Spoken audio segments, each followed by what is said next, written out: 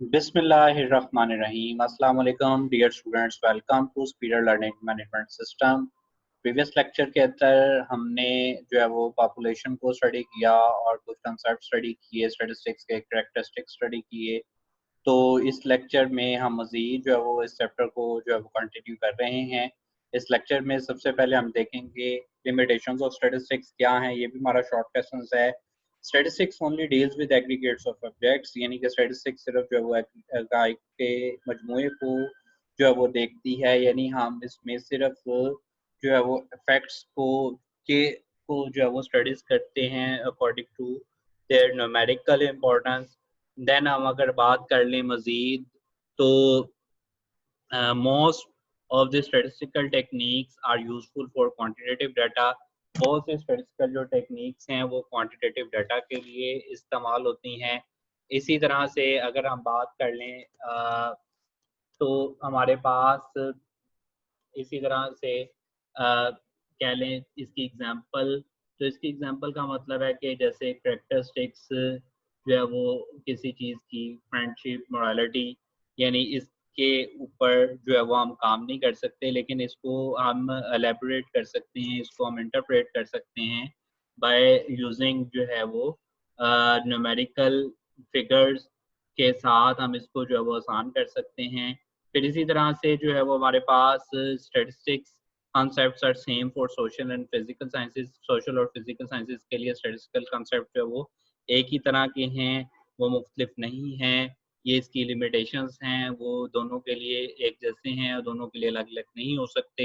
Statistics result statistical result sometimes leads to confusion.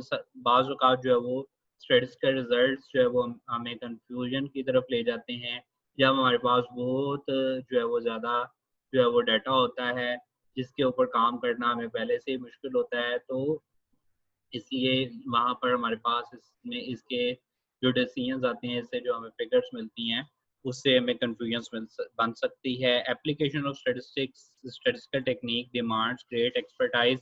In statistical technique की मदद से काम करने के लिए हमारा जो एक्सपर्टाइज जो है वो, एक्सपर्टाइज से मुराद है कि हमें उस एक्सपीरियंस जो है वो काफ़ी ज़्यादा होना चाहिए, इसमें हमें इसमें काफ़ी ज़्यादा जो है वो माहिर होना चाहिए, ताकि हम इसे जो है वो काम ले सकें स्टेटिस्टिकल टेक्निक से। तो इसी तरह से फंक्शंस ऑफ स्टैटिस्टिक्स हैं, यानी स्टैटिस्टिक्स को हम इस्तेमाल कहाँ कहाँ कर सकते हैं।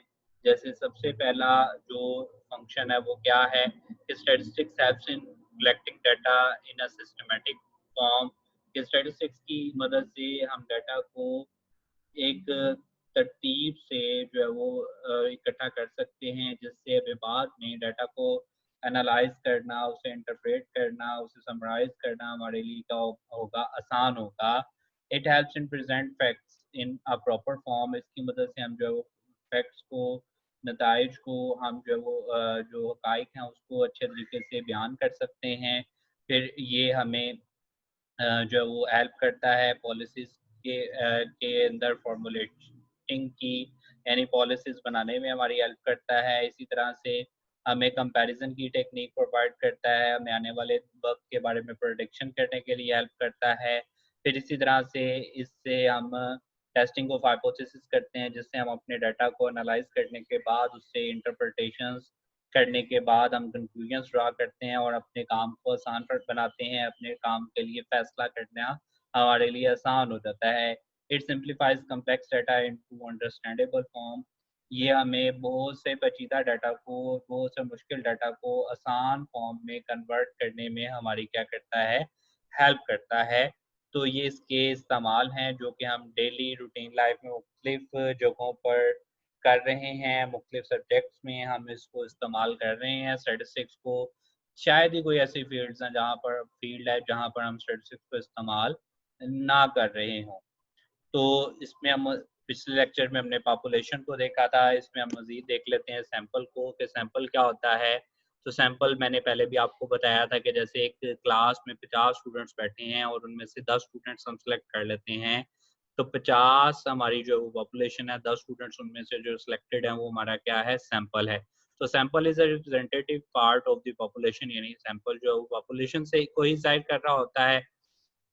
तो तो इसी तरह से हम बात कर लेते हैं कि sample is studied to know the properties of population, the sample size is denoted by N.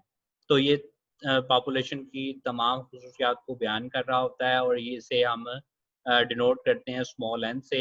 अब इसमें मज़ीद एक टर्म आ जाती है सैम्पलिंग।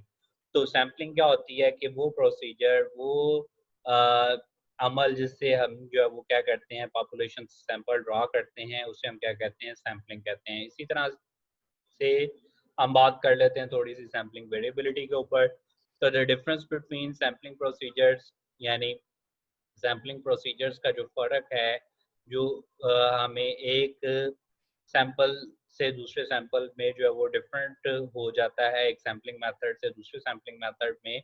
तो इस फ़र्क को हम क्या कहते हैं, सैम्पलिंग वेरिएबिलिटी कहते हैं। जैसे कि a population more than one samples and samples from same population में नॉट बी आइडेंटिकल। तो एक पॉपुलेशन के अंदर एक से ज़्यादा सैंपल्स हो सकते हैं और सारे सैंपल्स एक जैसे होना ज़रूरी नहीं है। जैसे क्लास में हमारे पास बहुत से स्टूडेंट्स बैठे हैं तो सबका लाइक होना ज़रूरी नहीं है। कुछ लाइक होंगे, कुछ लाइक नहीं होंगे और कुछ जो है वो मॉडरेट होंगे, यानी कि जो दरमियाने लेवल पे होंगे। तो ये तमाम सैंपल्स में हमारे पास सैंपलिंग वेरिएबिलिटी आ जाएगी।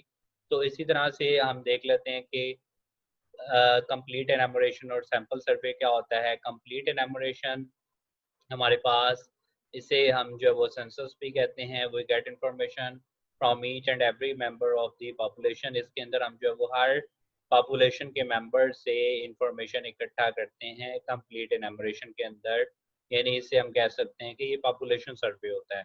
तो सैंपल सर्वे क्या होता है कि जिसमें हम जो है वो कंप्लीट पॉपुलेशन से जो है वो डाटा इकट्ठा नहीं करते, हर मेंबर से जो है वो नहीं पूछते इंफॉर्मेशन, तो नहीं लेते हर मेंबर से। तो कुछ सिलेक्टेड लोगों से हम इंफॉर्मेशन ले लेते हैं, तो इसे हम पार्ट एनुमरेशन भी कहते हैं। तो इस सैंपल सर्वे से हम इंफॉर्मेशन जो इकट्ठी करते हैं, उसमें एरर्स के चांसेस जो है वो ज़्यादा होते हैं, जबकि कंप्लीट एनुमरेशन में एरर के चांसेस जो है वो हमारे पास कम होते हैं। बहुत शुक्रिया स्टूडेंट्स इस लेक्चर को सुनने के लिए। इस लेक्चर में आने वाले तमाम शॉर्ट क्वेश्चंस को अच्छे तरीके से याद कीजिएगा। उम्मीद करता हूँ पिछले भी तमाम लेक्चर्स के शॉर्ट क्वेश्चंस और को एमसीक्यूज के हवाले से भी आप अच्छे तरीके से बुक से स्टडी कर चुके होंगे और जो है वो तमाम शॉर्ट क्वेश्चंस को तैयार कर चुके होंगे। बहुत शुक्रिया, जज़ाकल्लाह।